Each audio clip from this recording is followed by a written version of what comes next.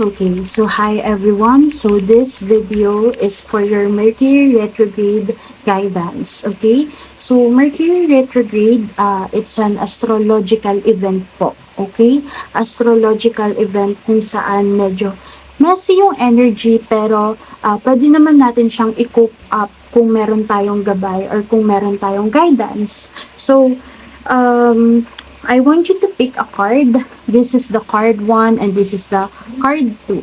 And take your time sa pagpili. Okay? Kung saan kayo mas connected, edi ayun yung mas piliin ninyo.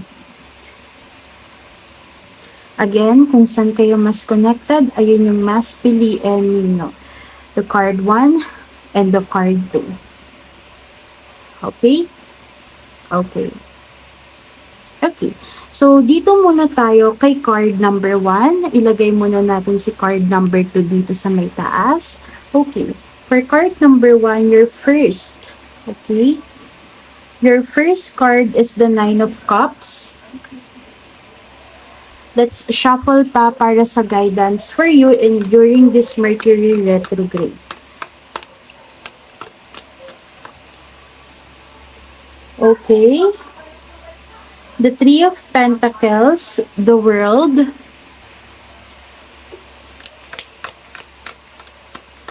By the way, ang Mercury retrograde po is nag-start siya nitong December 13. Ang tapos niya, siguro, including the post-shadow of Mercury retrograde, hanggang siguro mga January 15 or half month talaga ng January ito. Okay? Guidance and messages for people who chose the card number 1 with the Black Obsidian. Okay. So, sa nakikita ko dito, for some of you, I can see here na may kakaroon ng problems when it comes sa finances, with this card. Okay. First, I can see here, etong December, mga December 13, 14, siguro mga hanggang 20 or 25, I can see here na you will have some blessings, okay? When it comes to your finances. Ang kaso nga lang dito kasi, may chance dito na yung blessing na yon about your finances, pwede pala siya umabot hanggang December 29, hanggang bago matapos ang December. Nakikita ko dito with the World card, pagkatapos nga lang ng December, doon ka na magkakaroon ng financial problem or medyo masyado yung pressure when it comes to your finances. So, the guidance for you here is for you to budget your money well. Baka kasi madala tayo sa mga events na mangyayari in this month of December tsaka January, diba? Especially the Christmas and the New Year. So, baka madala tayo doon sa saya, madala sa paggastos ng pera, pag-spend ng money. So, be careful on spending your money too much around this months, okay? December and January. Dahil nga Mercury retrograde tayo, hindi po ganoon kaganda yung energy ng Mercury retrograde. Nakikita ko dito na ang guidance sa'yo during this Mercury retrograde, December 13 hanggang January 15, nakikita ko dito na kailangan mag-budget ng money at kailangan pa rin magtabi ng money. Huwag magpadala sa mga events na mangyayari in this month of December, especially the Christmas and the New Year. Dapat may matabi kang pera bukod sa gagastusin mo sa Christmas at saka sa New Year po. Another thing na nakikita ko dito, around Mercury retrograde, you will receive a message from someone here. Let's see kung ano ba yung magiging epekto sa'yo ng person na ito. Okay.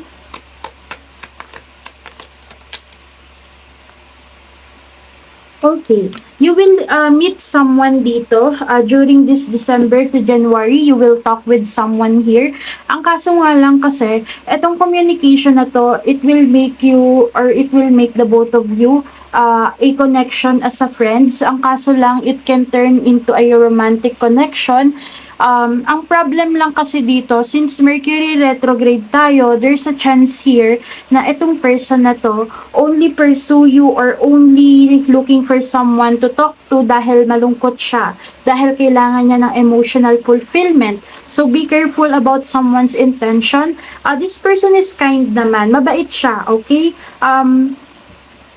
Wag lang kayo magmamadali about building a romantic connection with someone.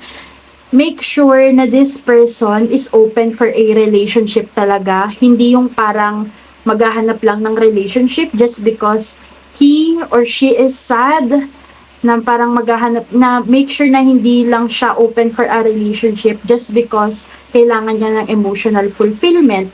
So, be careful again to someone's intention. Mabait siya pero hindi siya aware sa actions niya.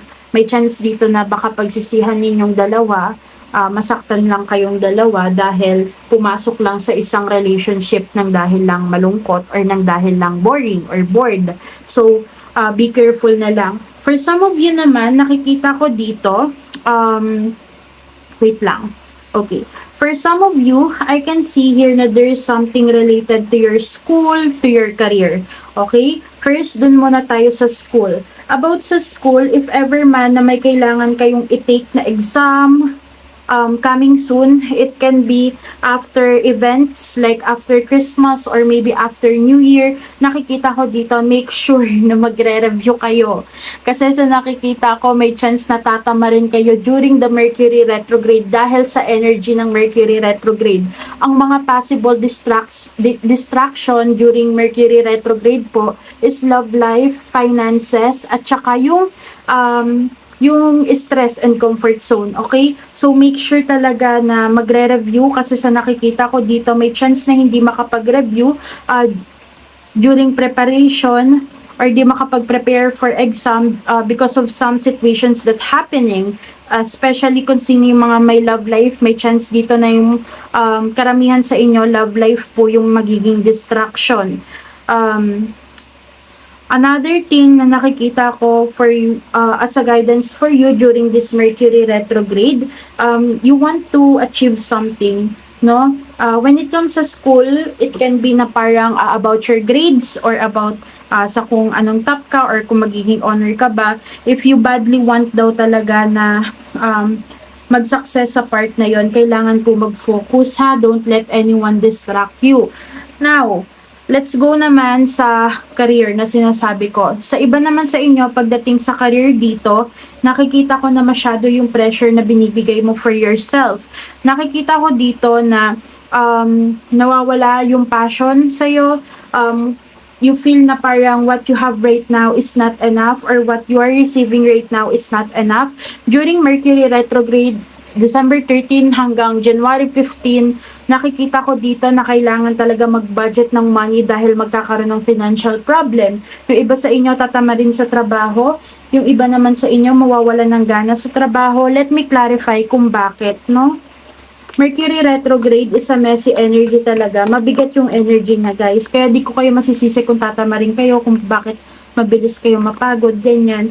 Okay, so hindi po nababalance at nababudget ng ayos ang pera. Yung trabaho mo right now is okay siya, kaso ang hindi ka marunong is yung paghahawak mo ng pera.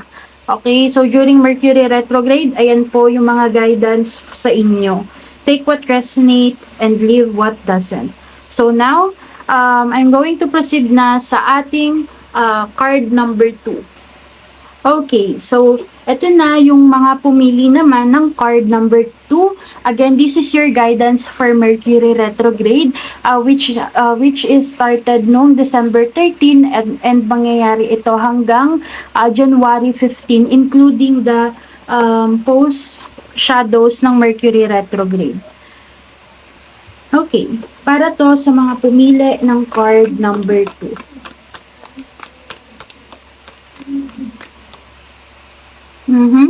Okay, mas negative ang energy ninyo kaysa doon sa mga pumili ng card number 1. Again, take what resonate and leave what doesn't.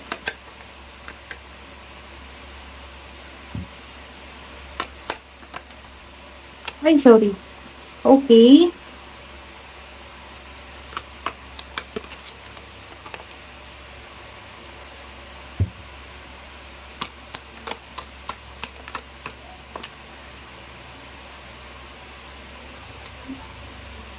Okay, ito yung front of the deck. Okay. So, here's the guidance para sa mga pumili ng card number 2. First, kung mapapansin nyo, baliktad, baliktad, baliktad, baliktad, baliktad, baliktad. Okay? Hindi siya nakabaliktad pero negative meaning. Hindi nakabaliktad pero negative meaning. And ito lang yung medyo okay, which is the guidance. Okay. First, during Mercury retrograde, again, since December 13 hanggang January 15, for some reason, may kailangan marinig nito. Hindi lang siya December 13 actually. Yung iba, nafe-feel agad or naramdaman agad yung epekto ng Mercury retrograde, which can be advanced, like parang around mga December 10 or December 9, mga ganyang day. Okay? So, nakikita ko dito first, the guidance for you during the Mercury retrograde is to leave a negative situation. Mercury retrograde, the reason kung bakit binibigyan ko na kayo ng guidance about dito, dahil po ang Mercury retrograde, medyo hindi po maganda yung energy na binibigay nito sa mga tao. And may mga aspects sa life natin ang naaapektuhan niya. Ang Mercury retrograde is something na kaya naman nating i-cope up as long na may guidance tayo. Kaya I'm giving you a guidance, okay? So first, leave a negative situation. For some of you na pumili ng card number 2, you are dealing with a negative situation right now. As in, super negative. Nakikita ko dito na super daming overthinkings na nangyayari right now sa'yo about your life situation, about your situation. Nakikita ko dito na you need to choose your peace. Okay? You need to have your own peace of mind and ikaw at ikaw lang yung makakapagbigay niyan sa sarili mo. Super negative niyang tatlong yan. Lalo na ganito pa, tas ganito. Yung iba sa inyo nag-undergo ng spiritual awakening. Hirap na hirap kayo when it comes sa mga spiritual lessons nyo, sa life lessons nyo. Finding your purpose. Ayan yung iba sa inyo. Yung iba naman, may negative situation talaga kayo na dinideal with right now na kailangan yung i-heal. Okay? Marami sa inyo yung magkakaroon ng triggers about the past. Marami sa inyo yung babatuhin ni universe ng mga nakaraan para lang matrigger kayo, para i-test kayo, para iparealize sa inyo na tignan mo, hindi ka pa move on. Tignan mo, hindi ka pa okay. Tignan mo, kailangan mo pang i-heal to. Lahat ng mangyayaring triggers during this time, December 13 or December 10 hanggang January 15, lahat yan, Mercury retrograde. And ang kailangan mong gawin is to reflect. Okay?